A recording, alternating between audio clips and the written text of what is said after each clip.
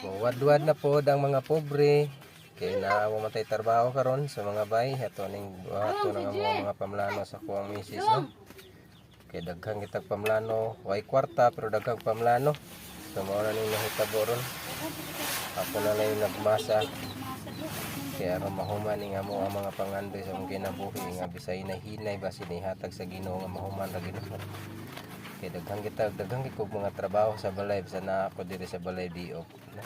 So karon nahimo na sa tang aning labor.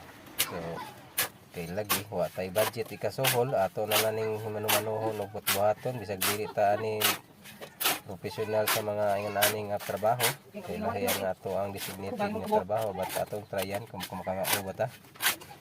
So ako lang din mix na diyan no ang mga bus kaya aron lang ato ang nasang isunod ini human ani ato na nang buhusan. Nya mao din akong panmason ron. Ako ang asawa. So lain sa kay siya may atong papakuton sa bus. May atong pamasa pamixon sa kaan. So yan lang kuno atong ibutang diha siya ang mason ron na ako'y labor.